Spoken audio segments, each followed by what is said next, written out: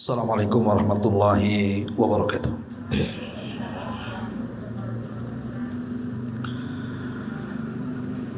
Bismillah wassalatu wassalamu ala rasulillah wa ala alihi wa sahbihi wa mawalah wa la hawla wa la quwata illa billahi wa ba'du.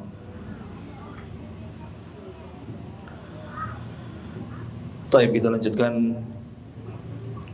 Kajian kita masih membahas kitab Bulughul Maram, dan kita masuk pada bab salat Idaini. Masih bicara soal salat dua Id, Idul Fitri dan Idul Adha. Kita masuk pada hadis kedua. Wan Abi Umair ibni Anas an umumatin lahu minas sahabati anna rabban ja'u fashahidu annahum ra'awul hilala bil amsi fa'amarahumun nabiyyu sallallahu alaihi wasallam an yuftiru wa idha asbahu an yaghdu ila musallahu. Rawahu Ahmad wa Abu Dawud wa hadha lafduhu wa isnaduhu sahih.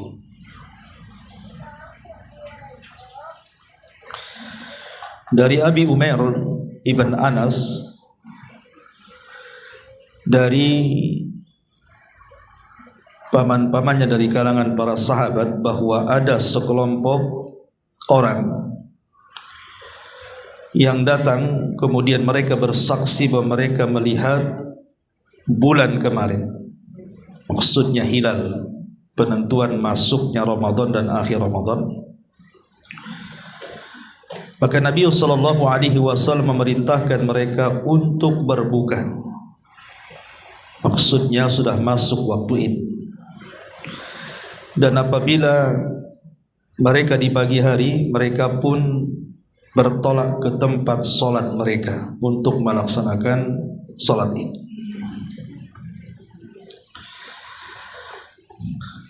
Ma'asyiral muslimat yang dimuliakan Allah Subhanahu wa taala, hadis ini bicara soal penentuan awal dan akhir bulan Ramadan, bahwa penentuan awal dan akhir Ramadan itu ditentukan dengan ru'yatul hilal, melihat bulan. Sekarang kita sudah memasuki akhir daripada bulan Sya'ban. Nanti pada tanggal 29 Sya'ban, maka seluruh kaum muslimin satu dunia mereka akan mulai melihat bulan. Kalau pada tanggal 29 Sya'ban bulan itu terlihat, berarti 30 Sya'bannya masuk satu Ramadan. Tapi kalau seandainya tanggal 29 Sya'ban tidak terlihat, berarti Sya'bannya digenapkan 30 hari, baru setelahnya satu Ramadan. Karena penanggalan Hijriyah itu tidak mungkin lewat dari 30. Lain kalau Masehi ada 31-nya. Kalau Hijriyah tidak ada. Kalau tidak tanggal 29, tanggal 30 saja. Lah di sini ada anjuran Nabi sallallahu alaihi wasallam, apabila kita tahu bahwa pemerintah menentukan bahwa besok puasa, maka kita dianjurkan untuk melafadzkan sebuah doa yang diajarkan oleh Abdullah atau Nabi sallallahu alaihi wasallam dari Abdullah ibn Umar radhiyallahu anhuma. Kana Rasulullah sallallahu alaihi wasallam idza ra'al hilala, Rasul itu kalau melihat bulan masuknya Ramadan, qala maka dia berkata Allahu Akbar. Allahumma ahillahu alaina bil amni wal iman wassalamati wal islam wat taufiq lima tuhibbu rabbuna wa tarda. Rabbuna wa rabbukallahu azza wa jalla. Rawahu Tirmidzi. Dari Nabi SAW kalau melihat bulan, artinya bulan sudah terlihat, besok berarti masuk 1 Ramadan, maka Nabi SAW bertakbir. Kemudian Nabi SAW berdoa, Allahumma ahillahu alaina bil amni wal iman. Ya Allah, semoga bulan yang tanpa ini, masuknya Ramadan, membawa keamanan dan juga keimanan. Wassalamati wal islam, dan keselamatan serta keislaman. Wat taufiq lima tuhibbu rabbuna wa yarda, dan membawa taufik terhadap apa yang kau sukai wahai Rabb kami dan kau ridai. Rabbuna wa rabbukallah, Rabb kami dan Rabb engkau adalah Allah subhanahu wa ta'ala. Hadis ini dikeluarkan oleh Al-Imam At-Tirmidzi. Walaupun secara sanad sebagian ulama melemahkan seperti Syekh Nasiruddin Al-Albani rahimahullahu ta'ala, akan tetapi secara lafaz kalau kita gunakan untuk berdoa ini sangat bagus sekali. Begitu kata para ulama. Jadi kalau kita melihat hilal atau pemerintah menentukan besok 1 Ramadan, maka ibu dianjurkan berdoa, Allahumma ahillahu alaina bil amni wal iman wassalamati wal islam wat taufiq lima tuhibbu rabbuna wa tarda rabbuna wa rabbukallah. Hafal bu? Ya, kan mudah itu, bukan susah ya. Karena lihat kandungan isi doa ini luar biasa. Doa ini luar biasa. Pertama di sini kita meminta kebaikan kepada Allah dengan munculnya hilal Ramadan. Apa kebaikan yang kita minta kepada Allah? Pertama bil amni, dengan keamanan. Coba ibu bisa lihat di Gaza hari ini, kita bisa bayangkan macam mana mereka menghadapi Ramadan. Coba mereka sudah pusing duluan gitu, untuk makan saja mereka sudah puasa. Padahal di luar Ramadan mereka sudah puasa itu karena nggak ada yang dimakan. Macam mana pula masuk Ramadan? Itulah negeri yang tidak aman. Ibadah pun susah. Walaupun di sisi lain tentu mereka banyak keutamaan dibandingkan kita, tetapi kita lihat bahwa nikmat aman itu adalah nikmat terbesar dalam Islam.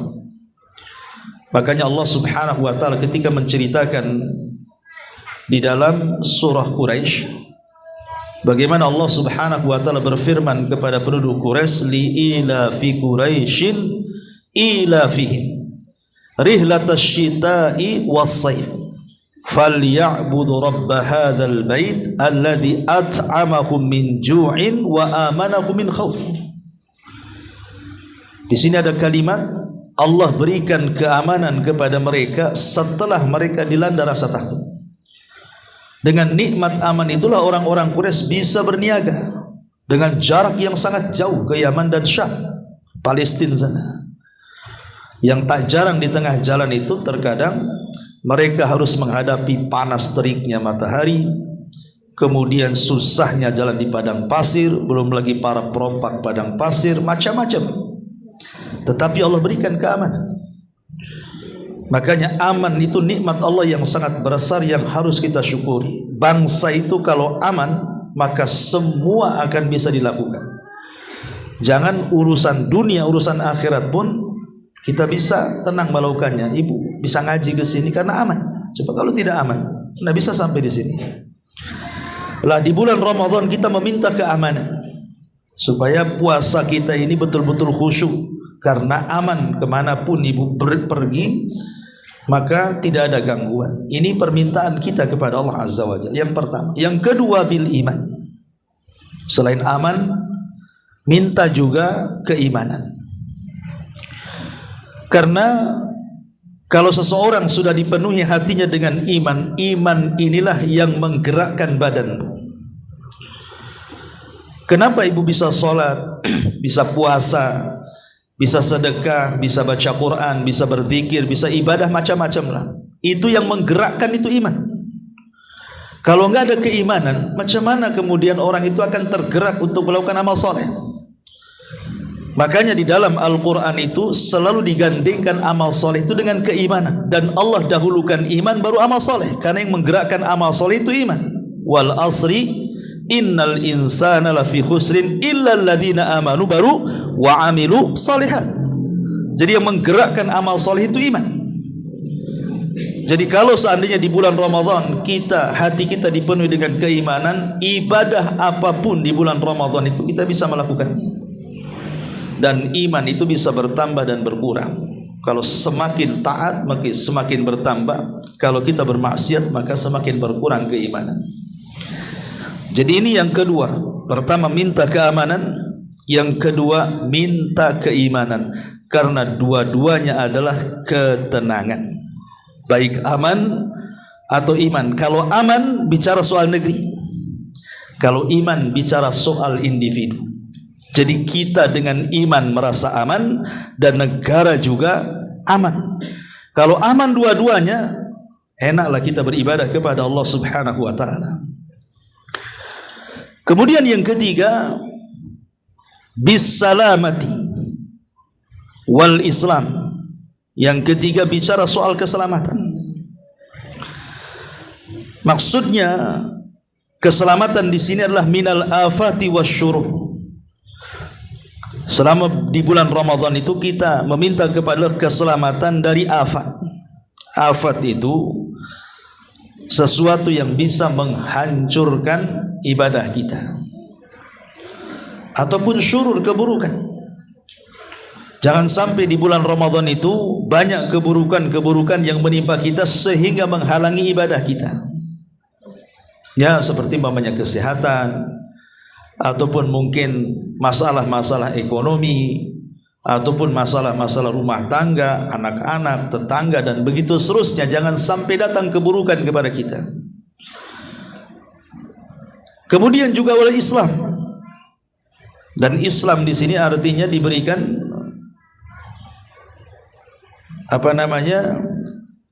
berserah diri kepada Allah Subhanahu wa taala. Karena Islam itu artinya al-istislamu lillahi bitauhid wal inqiyadu lahu bitta'ah wal bara'atu minasyirki wa ahli. Jadi Islam itu artinya kita berserah diri kepada Allah. Al-istislamu lillah dengan apa? Dengan tauhid. Kemudian ketundukan kepada Allah dengan apa? Dengan ketaatan. Dan berlepas diri dari seluruh jenis kesyirikan dan para pelakunya. Itulah disebut Islam. Islam itu terdiri dari 3 kata: berserah diri dengan tauhid, tunduk dengan ketaatan, dan berlepas diri dari kesyirikan dan para pelakunya. Kalau tidak mencakup 3 kalimat ini berarti bukan Islam. Nah, kita minta kepada Allah Azza wa Jalla betul-betul kita ini diberikan keislaman yang kafah di bulan Ramadan ini. Tidak melakukan kesyirikan, dan kita bisa mentauhidkan Allah di bulan Ramadan, dan kita bisa melakukan ketaatan selama Ramadan. Ini yang keempat. Kemudian yang kelima, taufik.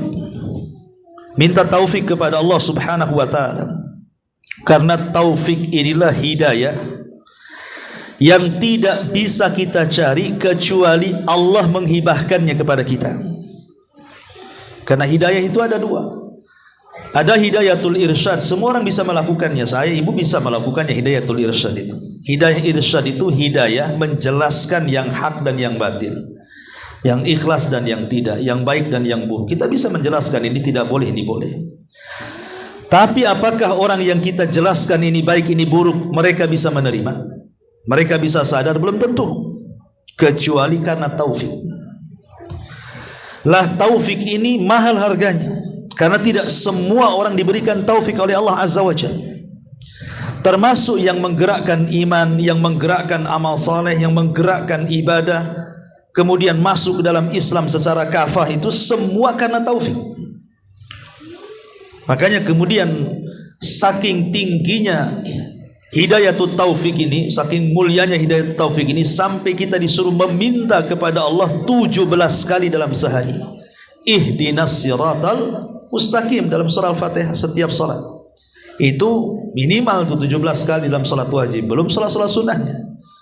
Belum apabila kita memang sengaja membaca surah Al-Fatihah. Menunjukkan bahwa taufik ini penting, karena taufik ini yang menjadikan ibadah kita di bulan Ramadan diterima oleh Allah Subhanahu wa taala. Makanya di sini Allahumma ahillahu alaina bil amni wal iman was salamati wal islam wat taufiq lima tuhibbu rabbuna wa tarda rabbuna wa rabbukallah. Inilah doa yang dianjurkan apabila kita melihat hilal bulan Ramadan. Pemerintah saja menentukan, biasanya pemerintah kan habis maghrib itu menentukan tentang isbat ru'yatul hilal kan. Ketika Menteri Agama mengumumkan bahwa besok 1 Ramadan, maka kita dianjurkan membaca doa ini. Allahu Akbar, Allahumma ahillahu alaina bil amni wal iman was salamati wal islam wat taufiq lima tuhibbu rabbuna wa tarda rabbuna wa rabbukallah. Hafalah, saya sudah berapa kali itu baca tuh. Masa enggak hafal apa? Nah, nanti kalau ada hadiahnya baru mungkin hafal. Taib. Ini faedah yang pertama dari hadis ini. Lah penentuan awal Ramadan itu sama juga dengan penentuan akhir Ramadan. Jadi nanti kalau sudah tanggal 29 Ramadan, biasanya pemerintah sudah siap-siap itu ru'yatul hilal tuh, melihat bulan. Kalau pada tanggal 29 Ramadan terlihat, berarti 30-nya 1 Syawal. Tapi kalau tanggal 29-nya kok mendung, tidak terlihat bulan, atau mungkin memang sama sekali tidak terlihat, maka digenapkan Ramadannya 30 hari, baru setelahnya 1 Syawal. Lah di sini dalam hadis ini Nabi SAW memerintahkan para sahabat untuk Idul Fitri ketika ada sekelompok rombongan orang memberitahu mereka melihat bulan.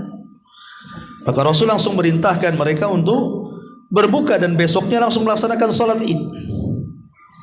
Lihat sesederhana itu. Walaupun terjadi silang pendapat apakah satu orang yang melihat bulan itu cukup dijadikan hujjah atau tidak. Sebagian pula mengatakan cukup. Walaupun satu orang dan dia diambil sumpahnya bahwa dia melihat bulan, itu sudah cukup. Tapi alhamdulillah dengan nikmat Allah Azza wa Jalla, sekarang kita memiliki alat-alat gitu ya, yang bisa meneropong dan bisa melihat bulan. Yang tidak bisa dilihat oleh kedua mata, dengan alat itu kita bisa melihatnya. Yang jadi masalah adalah ulama fikih itu membuat bab yang disebut dengan ikhtilaful matali. Kalau ibu baca kitab fikih, ketika bicara soal melihat bulan di bulan Ramadan itu ada bab namanya ikhtilaful matali, perselisihan soal melihat bulan. Apakah satu dunia itu satu poros, di mana Saudi melihat satu dunia harus ikut Saudi, Indonesia melihat satu dunia harus ikut Indonesia, Malaysia melihat satu dunia harus ikut Malaysia? Apakah satu dunia itu satu poros? Ataukah masing-masing negara memiliki kebijakan melihat masing-masing? Indonesia tidak harus ikut Malaysia, Malaysia tidak harus ikut Saudi, Saudi tidak ikut negara-negara lain. Ini yang menjadi kemudian perselisihan panjang para ulama, yang akhirnya kemudian ada di satu negara itu ada yang Ramadannya ikut pemerintah, ada yang Ramadannya ikut Saudi. Pokoknya Saudi melihat kami puasa, padahal pemerintah besok mamanya kan karena digenapkan. Sebenarnya perselisihan ini sudah ada sejak zaman para sahabat, ya. Sehingga perselisihan seperti ini tidak mempengaruhi tentang wahdatul ummah, persatuan umat, sebab dari zaman para sahabat sudah ada perselisihan seperti ini. Contoh umpamanya hadis tentang Quraish. Ibnul Harith. Jadi satu hari Quraib ini berangkat dari kota Madinah menuju Syam. Sampai di Syam ketika itu bulan Ramadan. Lah di Syam ketika itu yang berkuasa adalah Muawiyah bin Abi Sufyan. Lah orang-orang Syam dalam kekuasaan Muawiyah bin Abi Sufyan pada hari Kamis mereka melihat bulan. Berarti Jumatnya mereka berpuasa. Jadi mereka melihat hari Kamis tanggal 29 Sya'ban, kemudian Jumatnya 1 Ramadan. Maka orang-orang Syam berpuasa di tanggal 30 Sya'ban karena 29-nya terlihat. Mereka mengganjilkan. Kemudian di pertengahan bulan Quraib ini pulang dari Syam ke kota Madinah. Di kota Madinah berjumpa dengan Abdullah ibnu Abbas radhiyallahu anhuma. Abdullah ibn Abbas bertanya ya kepada Quraib ini, hari apa di Syam itu berpuasa? Maka Quraib kemudian menjelaskan hari Jumat. Kata Abdullah bin Abbas, adapun kami di kota Madinah hari Sabtu. Berarti kan berselisih itu. Di Syam puasa hari Jumat, sementara di Madinah puasanya hari Sabtu. Jadi Quraib ini menyanggah perkataan Abdullah bin Abbas dan mengatakan, tidak cukupkah dengan melihatnya Muawiyah kepada bulan? Artinya kenapa kalian tidak ikut Syam? Tetapi Ibnu Abbas radhiyallahu anhuma mengatakan, hakadha kama amarana Nabi sallallahu alaihi wasallam. Begitulah apa yang diajarkan Nabi kepada kami ketika kami tidak melihat bulan maka kami genapkan. Sehingga Sya'bannya 30 hari sampai Jumat, baru Sabtunya 1 Ramadan. Berarti di sini ada perselisihan. Syam puasa hari Jumat dan Madinah puasa hari Sabtu.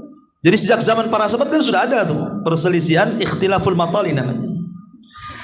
Lah yang seperti ini sebenarnya ketika membahas oleh para ulama, kenapa sampai seperti ini? Bukankah hadis Nabi SAW tegas-tegas mengatakan, sumu li ru'yatihi waftiru li ru'yatihi. Puasalah apabila melihat bulan dan berbukalah, maksudnya beridlah ketika melihat bulan. Ini kan umum. Berpuasalah kalau kalian melihat bulan, artinya dimanapun melihat bulan maka barat, timur, utara dan selatan harus mengikut kepada yang melihat bulan. Kan jelas hadisnya. Ataupun beridul fitrilah apabila melihat bulan, artinya tidak disebutkan kalimat masing-masing negara kan. Yang penting negara mana melihat puasa. Lah dari sini para ulama mengatakan bahwa hadis yang mengatakan puasalah karena melihat bulan ini ada dua kemungkinan makna. Makna yang pertama seperti tadi pemahamannya, bahwa satu dunia satu poros. Ketika satu negara melihat, semua negara ikut kepada yang melihat. Tapi ada juga memahami bahwa maksudnya puasalah karena melihat bulan itu dikembalikan kepada negara yang melihatnya berdasarkan hadis Quraib tadi, bahwa masing-masing negara itu punya kebijakan melihat sendiri-sendiri tanpa mengikut negara yang lain. Ya Indonesia punya kebijakan melihat sendiri, tidak harus melihat Malaysia, Brunei atau negara-negara Islam yang lainnya. Jadi ini masalah perselisihan para ulama soal ikhtilaful matali. Jadi tidak aneh kalau seandainya kok ada orang ikut Saudi, boleh jadi dalilnya sama masalahnya. Itu juga dalilnya, cuman pemahaman yang berbeda. Yang jadi masalah itu mereka berpuasa duluan, tidak ikut pemerintah, ya tidak ikut negara yang melihat. Nah, itu yang jadi masalah. Tuh lihat apa tuh? Karena di negara kita ini kadang-kadang duluan dia puasanya, atau belakangan puasanya. Pemerintah sudah puasa, Saudi sudah puasa, dia belum. Atau dia puasa duluan, pemerintah belum, Saudi pun belum. Yang mengganjilkan belum puasa, yang menggenapkan belum puasa, dia puasa duluan tuh. Setelah saya baca-baca, rupanya mereka melihat pasang surut air katanya. Oh bukan melihat bulan rupanya, melihat pasang surut air katanya. Kemudian juga ada masalah di negeri kita ini kan, ada beberapa organisasi ormas gitu ya, yang mereka menentukan penentuan Ramadan itu dengan hisab, bukan dengan melihat ya.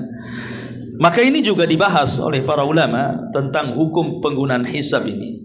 Karena bicara soal hisab ini, tidak ada dalil yang menunjukkan penentuan masuknya Ramadan itu atau masuknya Idul Fitri itu dengan hisab. Karena hisab ini kadang-kadang Ramadan beberapa tahun ke depan itu sudah ditentukan tuh. Sudah ada kan tanggalnya, sudah bisa ditentukan. Masyarul muslimat yang dimuliakan Allah Subhanahu wa taala, kita tahu bahwa Allah Subhanahu wa taala kan sudah menjadikan banyak tanda-tanda kuasa seperti adanya matahari dan bulan itu kan untuk menentukan waktu. Seperti namanya matahari menentukan waktu-waktu sholat.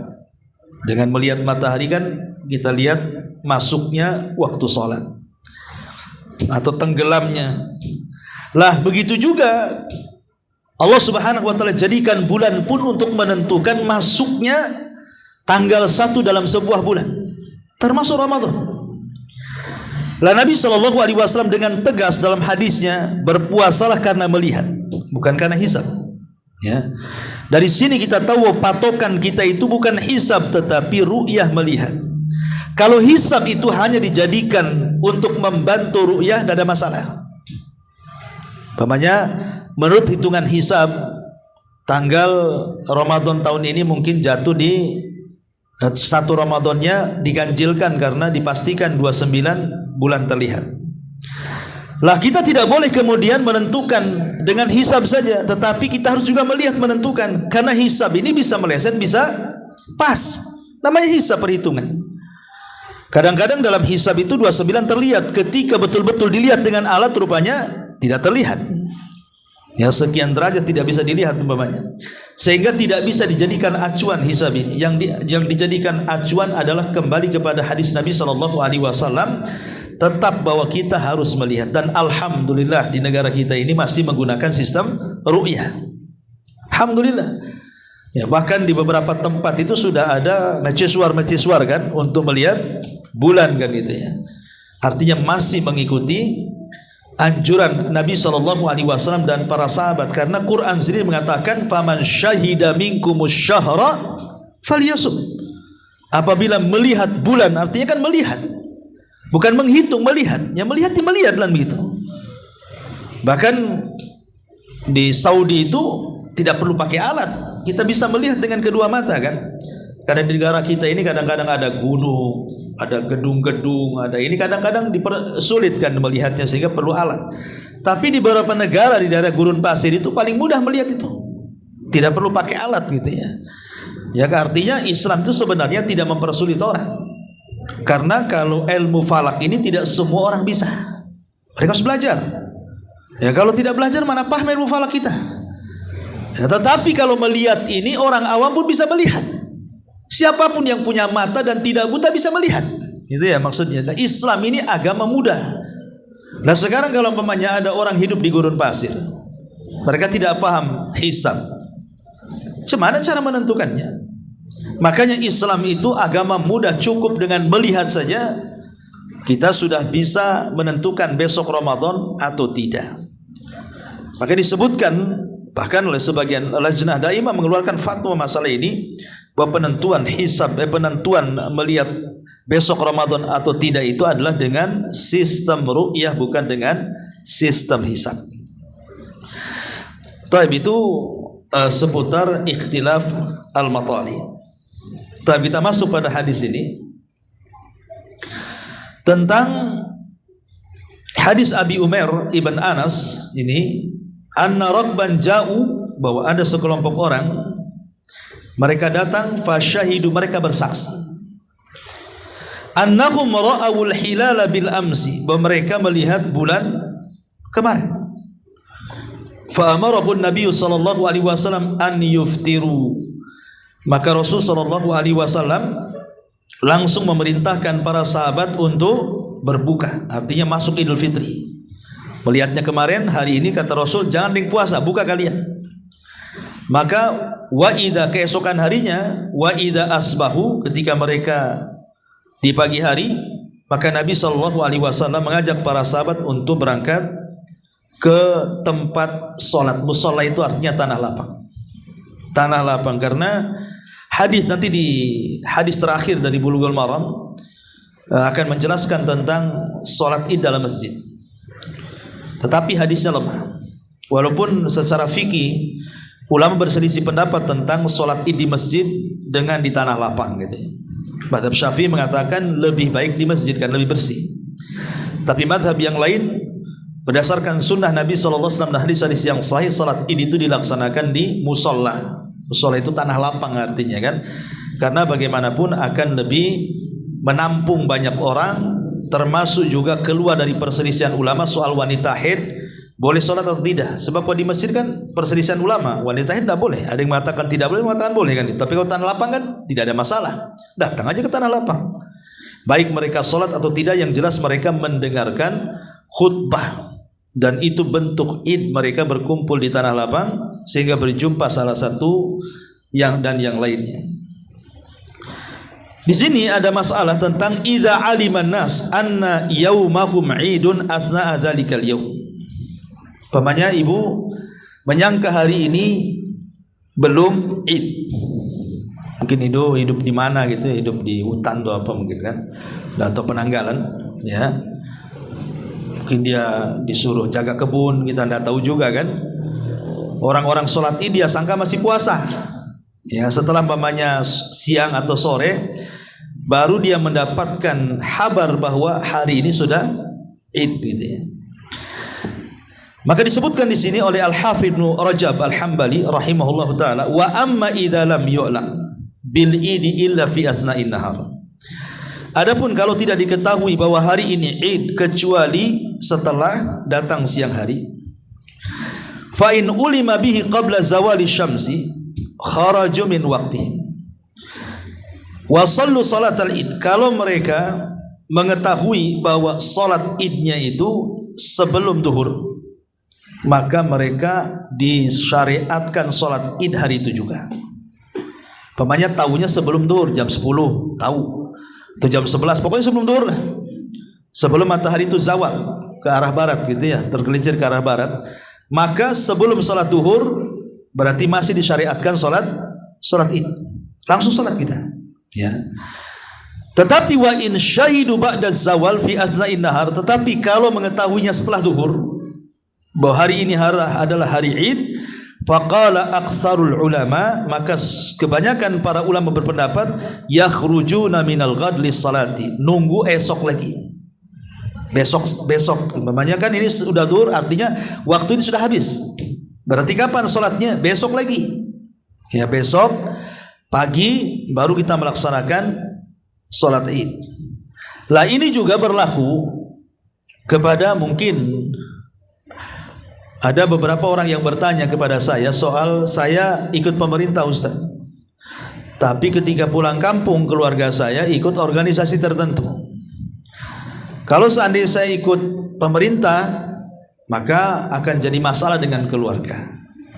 Apalagi sholat id sendirian atau hanya satu keluarga, yang lain tidak, satu kampung menyelisih saya, tentu akan jadi fitnah ya. Maka ini pun pernah saya tanyakan kepada salah seorang ustadz juga yang lebih senior daripada saya.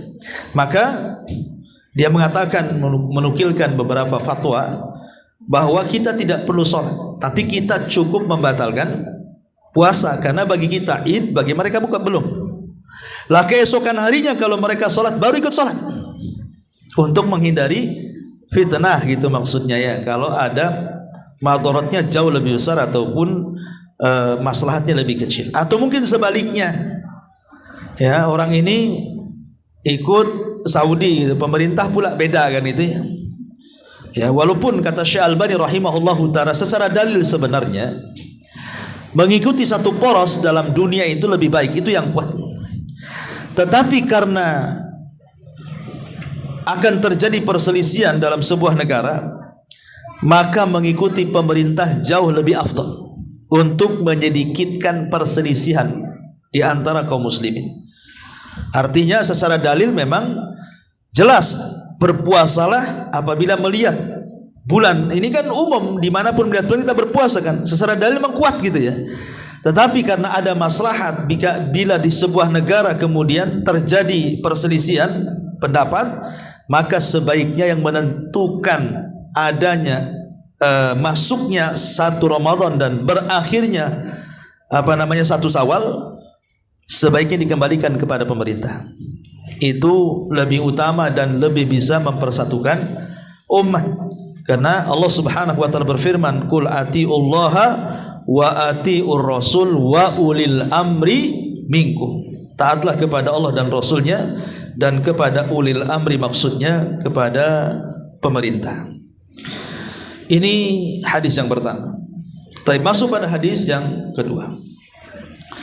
An Anasin qala, kana Rasulullah sallallahu alaihi wasallam la yaghdu yaumal fitri hatta ya'kula tamarat. Akhrajahu al-Bukhari. Wa fi riwayatin mu'allaqatin wa wasala Ahmad wa ya'kuluhunna afrada. Dari Anas radhiyallahu an, Nabi sallallahu alaihi wasallam dia tidak akan berangkat untuk melaksanakan salat Idul Fitri sampai dia memakan beberapa butir kurma kering, tamar, ya. Dan dalam riwayat Ahmad juga wa ya'kuluhunna afrada, dan memakan dari kurma-kurma itu satu-satu. Di sini berselisih pendapat tentang salat Idul Fitri dan Idul Adha, karena riwayat setelahnya dari Abi Burdah, dari bapaknya, dia mengatakan kana Rasulullah sallallahu alaihi wasallam la yakhruju yaumal fitri hatta yat'am wa la yat'am yaumal adha hatta yusalli. Rawahu Ahmad wa Tirmidzi wa sahahahu Ibnu Hibban. Nabi SAW tidak keluar ketika Idul Fitri sampai dia makan, dan dia tidak makan ketika Idul Adha sampai dia salat. Berarti sunnahnya kalau Idul Fitri makan dulu baru salat, kalau Idul Adha salat dulu baru makan. Kenapa demikian? Karena Idul Fitri ini menandakan berakhirnya puasa. Berakhirnya puasa itu dengan datangnya Idul Fitri. Arti Al-Fitri itu kembali makan artinya. Sebab kita dilarang berpuasa ketika hari raya, untuk menunjukkan bahwa kita tidak berpuasa ketika hari raya, dan hukum puasa di hari raya itu haram hukumnya. Makanya kita makan dulu untuk menunjukkan hari itu tidak berpuasa. Dikhawatirkan kalau seandainya kita tidak makan, kemudian ibu sholat id, kelelahan tidur, nanti bangunnya pula malam kan gitu, berarti kan berpuasa tuh karena tidak makan kan. Lah dikhawatirkan jatuh kepada keharaman karena berpuasa di hari raya. Makanya kenapa disuruh makan dulu, untuk menunjukkan kita tidak berpuasa, kemudian berangkat gitu ya. Dan disunahkan juga memakan tamar, memakan kurma kalau ada kurma, ya kalau nggak ada ya nggak apa-apa. Cuman kurma ini memang buah yang luar biasa, karena memang faedahnya kurma, makan kurma itu kan baik untuk lahir ataupun batin, itu semua faedahnya dapat. Termasuk ketika para ulama membahas tentang memakan 7 butir kurma di pagi hari, maka dia akan terhindar dari sihir dan racun dan segala hal yang membahayakan sampai sore hari. Ulama bahas apakah yang dimaksud hadis ini dikhususkan kepada kurma Madinah, ya, atau disebut dengan ajwa, ataukah semua kurma? Ya, ada yang mengatakan bahwa dikhususkan kepada kurma ajwa. Kenapa? Karena sejarah ajwa itu dari sorga. Awal kurma ajwa Madinah itu dari sorga, di bawah Adam. Ya sekarang bukan, maksudnya kan awal bijinya, pertama kali kurma ajwa itu dari sorga. Sehingga karena awal sejarah kurma ajwa itu dari sorga, sehingga dikhususkan kepada ajwa. Tapi pendapat yang kuat, kata Imam Ibnu Utsaimin dan yang lainnya, bahwa kalau tidak ada kurma ajwa, maka berlaku kepada kurma-kurma yang lainnya. Jadi kalaupun tidak ada kurma ajwa, boleh kita mengkonsumsi kurma itu di pagi hari 7 butir, dengan diniatkan kita terhindar dari sihir, racun dan yang membahayakan. Jadi bisa pakai kurma biasa, bisa pakai kurma ajwa, walaupun tentu ajwa jauh lebih baik dibandingkan kurma yang lain, tapi tidak membatasi. Dan itu pendapat yang kuat, wallahu a'lam. Intinya bahwa sebelum berangkat sholat id, kalau Idul Fitri makan dulu, tapi kalau Idul Adha sholat dulu. Ya, Idul Adha sholat dulu. Kenapa? Karena setelah sholat kita merayakan kurban, ya, supaya termakanlah kurban-kurban itu, karena memakan kurban itu hukumnya sunnah. Makan itu hukumnya sunnah. Wallahu a'lam. Ini di antara 2 hadis saja. kita buat tanya jawab saja. Silakan.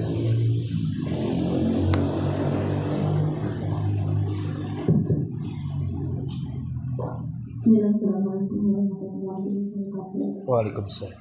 Ustaz, ada tersebar video yaitu yang disampaikan oleh Ustaz Badrul Salam, di mana beliau mengatakan ini terkait dengan maksudnya subuh Ustaz.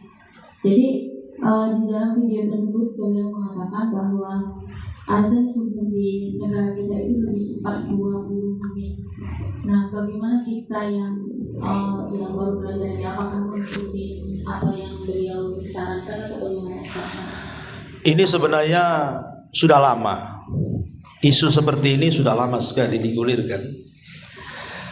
Ketika ada salah seorang ustadz kita dari Malang, kalau tidak salah itu udah puluhan tahun yang silam, ya, dia punya majalah. Itu melakukan penelitian di Indonesia. Kalau ini isu yang sekarang ini kan ini hanya mengungkit isu lama saja sebenarnya. Ini udah lama isunya. Rupanya untuk waktu sholat subuh di negeri kita di beberapa daerah itu lebih cepat dibandingkan waktu yang memang seharusnya masuknya waktu subuh atau terbitnya fajar shadiq. Ya. Sehingga kasus ini menjadi polemik. Ya, waktu itu rame ya di tengah-tengah kita, baik waktu itu saya masih thalabatul ilmi juga, sampai sekarang ya thalabatul ilmi, artinya awal-awal modok kan itu ya rame gitu ya. Termasuk juga menjadi perbincangan di halayak orang ramai tentang seperti ini. Tapi saya mendapatkan waktu itu juga ada yang bertanya kepada salah satu masyayikh tentang masalah ini, ya. Dia memberikan dua pendapat. Kalau seandainya kemudian, karena waktu itu terjadi fitnah. Saya masih ingat waktu itu saya ada di Madura, masih di pesantren Tahfidz Imam Syafi'i, masih menghafal Quran di Madura tuh. Jadi ada satu masjid itu, jadi orang kampung ya mereka biasa sholat sesuai dengan jadwal pemerintah. Nah, jadi selang 20 menit setelahnya datanglah ikhwan-ikhwan sholat lagi. Akhirnya kemudian menjadi geramlah warga situ, sampai bertengkar, sampai akhirnya mereka warga situ kalau habis sholat subuh langsung pagarnya langsung dikunci supaya gelombang kedua jangan masuk karena buat fitnah. Sampai kelahi gara-gara masalah dalam satu masjid dua gelombang sholat gitu ya. Yang satu ikut jadwal pemerintah, yang satu ikut penelitian tadi. Sehingga akhirnya, dan ini bukan di satu tempat, di beberapa tempat saja. Jadi waktu itu saya coba bertanya juga kepada senior dan juga ke beberapa masyayikh, ya kan. Maka ada yang bijak yang menjawab bahwa sebaiknya ikut pemerintah, karena yang menentukan waktu-waktu itu pemerintah. Kalau mereka salah, dosa ditanggung mereka. Kita tidak akan menanggung dosanya.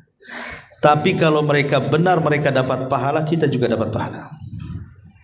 Dan saya cenderung dengan fatwa ini, karena bagaimanapun yang menentukan, yang berhak menentukan waktu-waktu sholat dan aturan-aturan Islam di negara kita kan pemerintah. Menentukan awal Ramadan, akhir Ramadan, dan namanya puasa tanggal-tanggal Ayyamul Bid dan begitu seterusnya di kalender itu kan, di almanak, itu pemerintah, itu tugas pemerintah menentukan. Makanya ada hadis Nabi SAW, fa in akhtau fa alaihim wa la alaina. Kalau seandainya mereka salah, mereka dapat dosa, kita tidak. Fa in asabu falakum walakum. Kalau mereka benar, pahalanya untuk kalian, untuk mereka.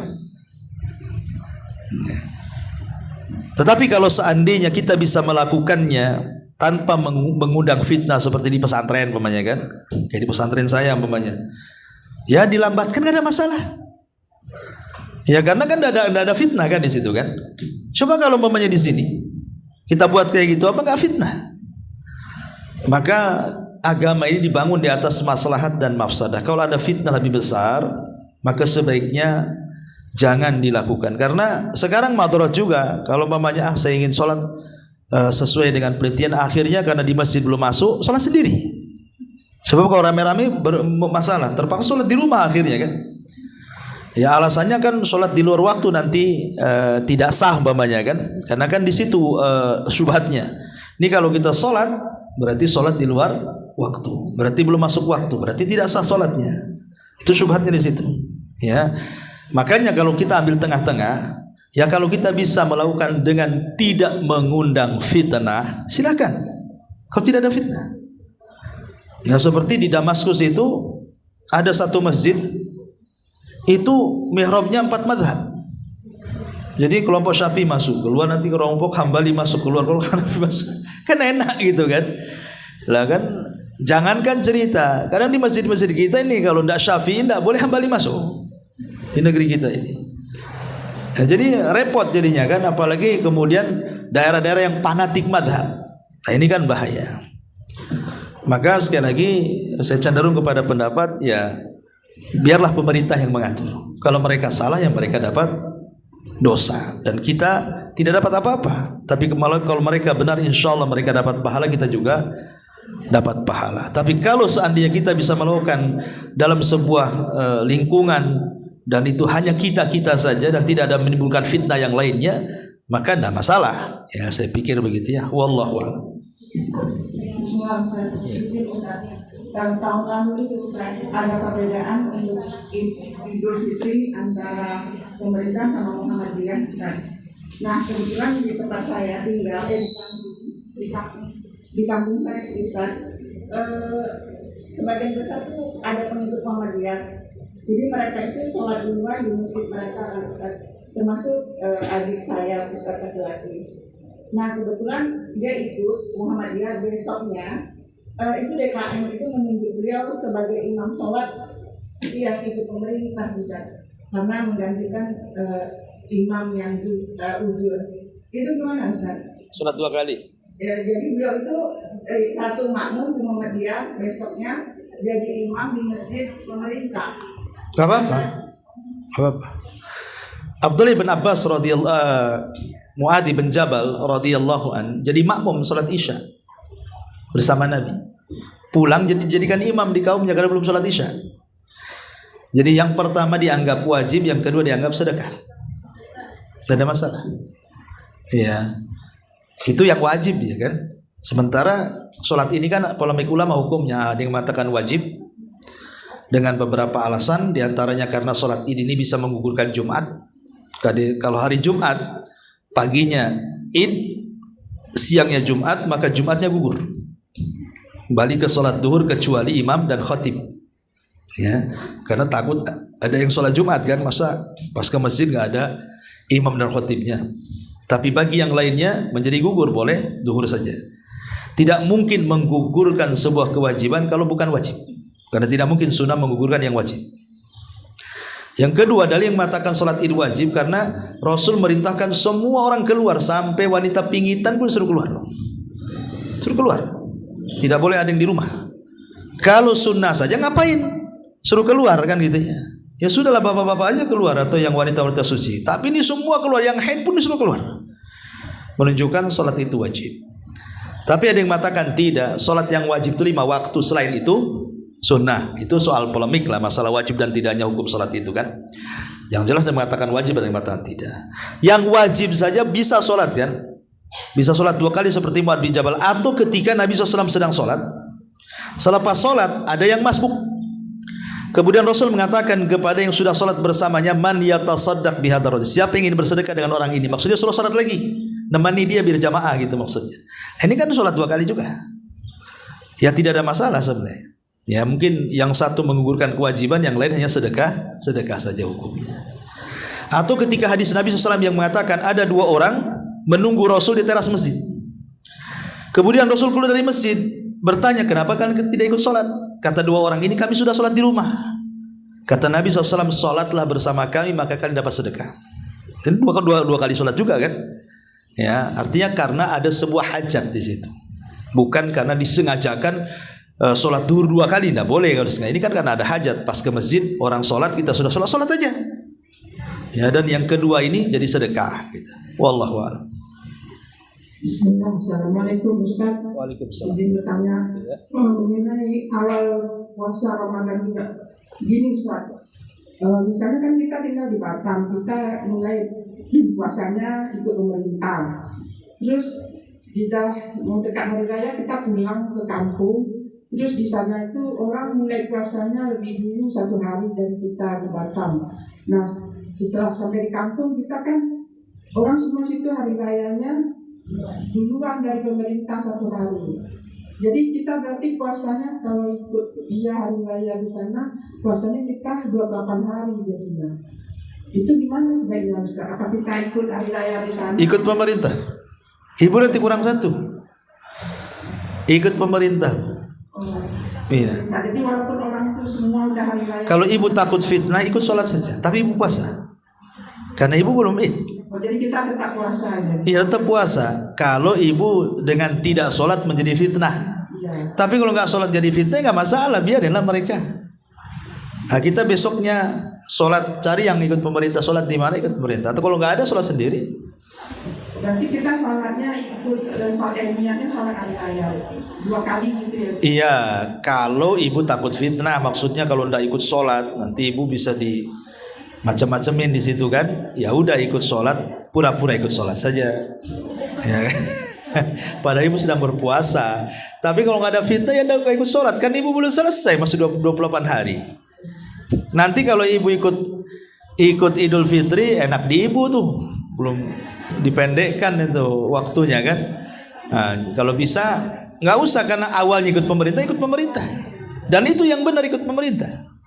Ya, karena ada juga punya jawaban orang itu, kita ikut aja hari raya sama orang itu, nanti besoknya kita puasa. Nggak bisa. Ibu namanya sengaja membatalkan puasa, dosa besar.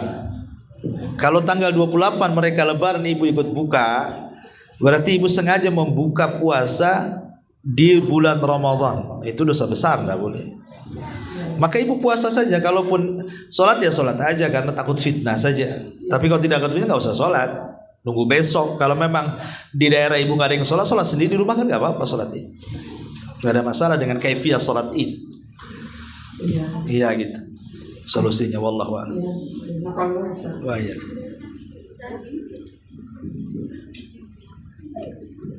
Assalamualaikum Ustaz. Assalamualaikum. Izin bertanya Ustaz. Ini saya banyak yang bertanya mengenai tentang waktu sholat itu Ustaz. Waktu sholat. Jadi kalau kita perempuan kan di rumah biasanya. Jadi boleh melebihkan misalkan kalau perempuan tidak ada masalah, ibu ikut waktu yang pas saja. Karena nggak ada yang ngatur di kita, ibu sendiri yang ngatur di rumah kan. Dosa ini kaitannya ini kalau kita pas maunya puasa gitu kan.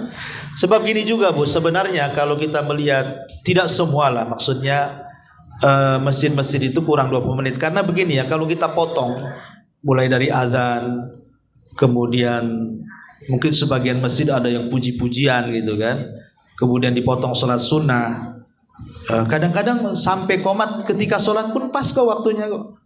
Kan itu terpotong dengan azannya, dengan qomatnya, dengan sholat sunnahnya kan 20 menit juga sebenarnya. Cuman azannya belum masuk waktu, udah azan kan itu ya. Tapi ada beberapa masjid itu yang sengaja dikasih jeda kesempatan untuk sholat sunnah. Di Batam ini ada beberapa masjid itu mereka dikasih kesempatan 15 menit. Ya 15 menit dari azan ke qomat kan. Artinya kan sebenarnya pas waktu sholat wajibnya pas sebenarnya. Ya waktunya kan. Tapi ada di beberapa masjid itu habis azan langsung qomat. Nah, itu yang kadang-kadang kan kurang waktunya. Ya gitu. Ini Ustaz, akhirnya kalau misalkan pas mau puasa sunnah, kita baru sholat witir udah ada, lupa belum makan apa-apa, kemudian minum gitu. Berarti masih boleh ya Ustaz ya? Apanya? Misal pas kita selesai witir ada gitu, sebenarnya ada. Ibu lupa sahur? Saya kan belum apa-apa gitu kan. Terus saya boleh minum gitu. Nggak boleh kalau sudah azan.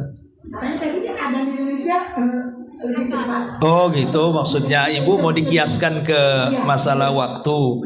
Ya enggak apa-apa kalau ibu yakin bahwa belum masuk waktu. Kalau ibu yakin belum masuk waktu, nah sekarang ibu itu menentukan waktu masuk atau tidak itu macam mana caranya? Itu sekarang ada yang mengatakan kurang 20 menit. Itu kan kembali kepada jam nantinya. Belum 20 menit. Padahal bukan itu penentuan waktu subuh, itu melihat fajar shadiq. Lah kita juga harus sebenarnya harus belajar juga lah, memang kita ini melihat matahari kapan waktu zuhur itu dengan bancret biasanya. Dulu saya pernah belajar. Jadi ada bancret itu semacam tiang kira-kira 1 meter ya. Nanti pas zuhur itu kita lihat bayangan di situ. Ini kalau sudah zawal tergelincir ke arah barat 1 tombak, dia masuk waktu zuhur. Itu dengan tiang saja. Nanti kalau nanti sudah asar, ketika bayangan 2 kali lipat daripada tiangnya, udah masuk asar kan itu ya. Itu ada supaya kalau orang tidak paham, dan orang-orang dulu saya masih ingat di desa-desa itu, mereka tidak pernah pakai lihat jam. Maka lihat bayangan rumahnya aja udah tahu duhur katanya. Nah ini duhur, ini asar nih. Karena kan 2 kali lipat bayangan daripada bendanya gitu kan. Udah tahu orang dulu tuh, orang sekarang nggak paham itu. Karena sudah terbiasa jam. Orang dulu tahu fajar shadiq, ini udah masuk waktu. Kalau ibu bisa menentukan seperti itu nggak apa-apa. Nah, sekarang kan kita belum tahu, karena untuk menentukan itu yang paling mudah ya ikut jadwal pemerintah kan, yang paling mudah, lebih berhati-hati gitu maksudnya. Nah itu masalahnya. Ya ikhtiyat, kehati-hatian maksudnya. Karena kita tidak bisa menentukan dengan melihat apakah masuk atau tidak. Kalau hanya sekedar umpamanya ada beberapa ustadz berfatwa kurang 20 menit. Ini patokannya macam mana? 20 menit. Apakah dengan jam ataukah dengan melihat? Nah, itu masalahnya kan kita yang nggak tahu ilmunya susah juga membedakan fajar shadiq dengan fajar kadhib itu. Gimana caranya? Kalau orang nggak tahu ilmunya. Ini belum nih, masih fajar kadhib ini, belum fajar shadiq. Enak nih kalau ada ilmunya. Loh kalau nggak ada ilmunya, kadang-kadang tidak bisa bedakan mana kadhib mana shadiq kan gitu ya. Ya terpaksa lah akhirnya ikut dikira-kira gitu ya. Ya ikut jadwal yang ada saja, atau ikut jadwal pemerintah. Itu lebih hati-hati. Kalau salah pemerintah, dia yang dapat dosa. Nah selesai. Ya kalau mereka benar ya dua-duanya dapat pahala, kita dan mereka. Saya kira itu lebih hati-hati seperti itu. Makanya kalau ibu sudah tahu ini mau puasa, jangan sholat dulu, sahur dulu, minum dulu baru sholat. Ya karena sahur itu keberkahan. Rasul mengatakan tasahharu fa inna fi sahurikum barakah. Sahurlah kalian karena dimakan sahur ada berkah. Sebenarnya sahur itu tidak mempengaruhi ibadah puasa. Ibu tidak sahur, puasa sah-sah saja. Cuman melemahkan puasa jadinya kan. Mempengaruhi itu maksudnya mempengaruhi puasanya. Akhirnya yang harusnya tenaganya kuat jadi tidak kuat. Jadi mempengaruhi ibadahnya. Kalau sah dan tidaknya sah saja. Kalau ibu nahan lapar, nahan dahaga, nahan syahwat sampai maghrib ya sah, tidak ada masalah. Cuman ibu meninggalkan sunnah. Meninggalkan sunnah sahur ya. Karena bukan penentu puasa itu ditentukan sah dengan sahur, tidak. Sahur itu keberkahan supaya kita puasanya lebih fit lagi, lebih bisa melakukan ibadah selain daripada hanya puasa saja. Makanya kenapa dulu para sahabat itu seperti Anas bin Malik radhiyallahu anhu bertanya kepada Zaid bin Thabit, "Wahai Zaid, kau kan pernah bersahur bersama Nabi. Jarak sahurnya Nabi dengan azan subuh itu berapa jaraknya?" Kata Zaid bin Thabit, "Qadra khamsina ayat." Seperti engkau membaca 50 ayat. 50 ayat ya sekitar 20 menit menjelang azan kan. Kenapa kemudian didekatkan ke waktu subuh? Supaya siangnya tidak lapar. Yang kedua supaya puasanya tepat waktu. Sebab kalau sahurnya jam 2, nanti ibu puasa jam 3, berarti nambah jam namanya. Nanti siang udah lapar karena puasanya nambah jam. Tapi kalau seandainya umpamanya sahurnya mendekati subuh, ya kira-kira 10 menit atau 5 menit azan gitu ya, berhenti, itu kan tepat waktu puasanya sehingga tidak lapar siangnya. Yang lebih parah lagi, ketika buka dia makan banyak, akhirnya ketika sahur malas dia bangun karena sudah kenyang kan. Dia tidak paham bahwa nanti jam 12 siang baru terasa cacingnya tuh. Ya karena sahurnya sama dengan bukanya kan gitu. Makanya kan memadorotkan ibadah puasanya jadinya. Tetap sahur walaupun kata Rasul hanya seteguk air. Tetap. Karena biasanya kita lebih bisa menahan lapar dibandingkan menahan haus. Lapar kita bisa tahan, tapi haus kadang-kadang susah kita tahan.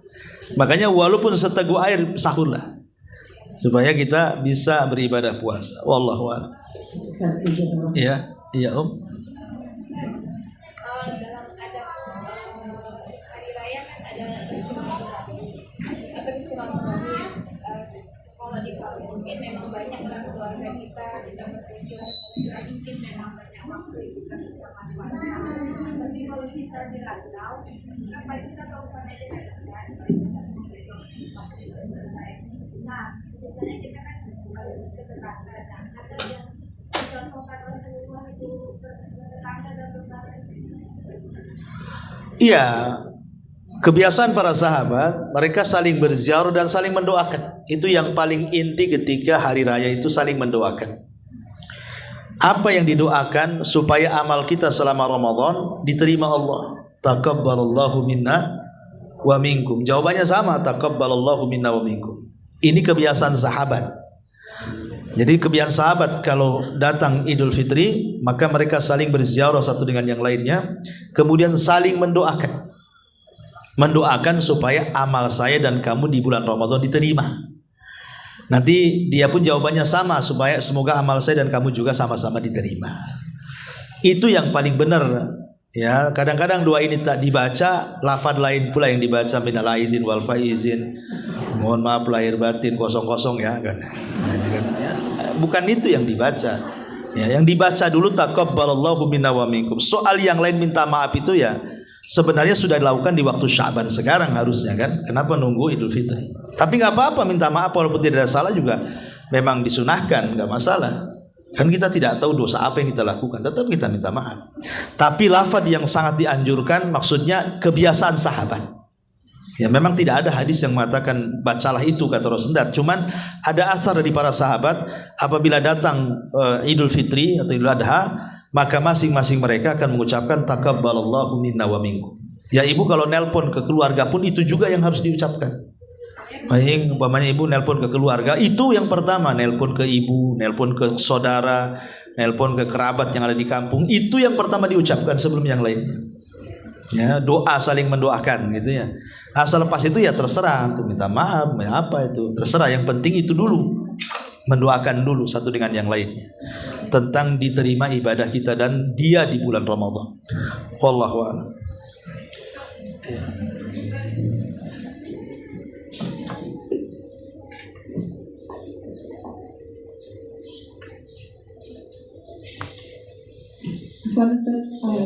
Ini tentang memulai sholat setelah haid Ustaz.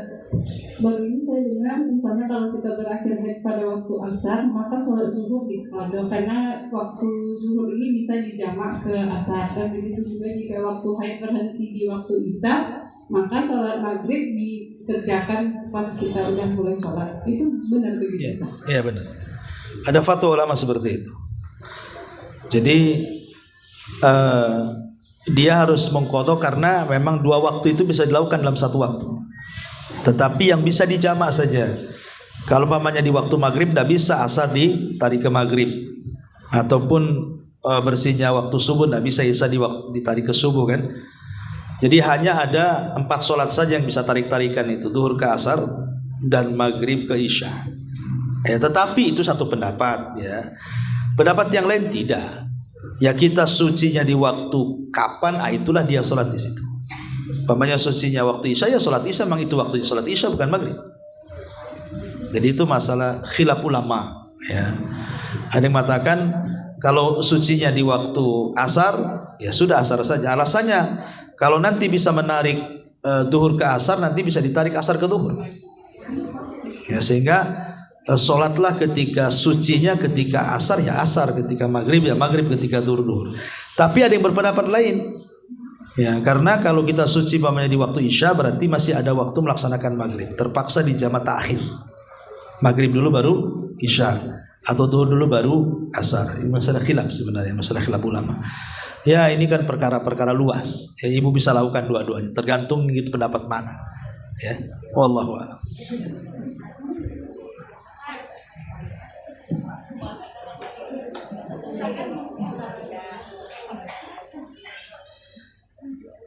Enggak dengar, Bu. Coba pakai mic.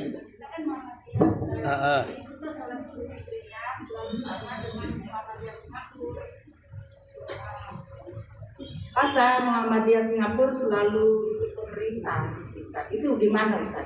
Ya bagus lah kalau ikut pemerintah. Kita kan di sini, nggak apa-apa. Ya enggak, kalau di sini ya ikut sini. Kalau ibu di sana ikut sana lah. Begitu ya, Ustaz? Iya, jangan pula ikut sini baru tanggal 28 di sana udah buka ikut sana pula. Dan bedakan antara buka dengan penentuan Idul Fitri. Kalau buka iya, umpamanya ibu ini puasa di Batam. Ya, puasa di Batam.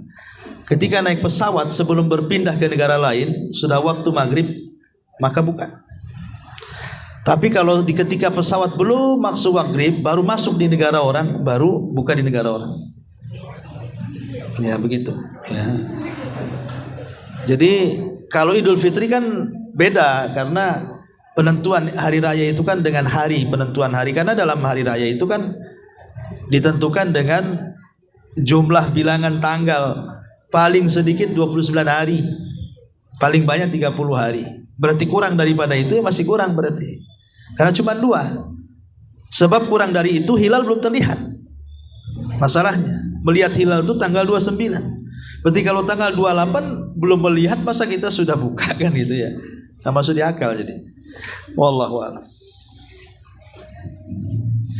Ya, saya kira cukup. Ada manfaatnya. Subhanallah bihamdika.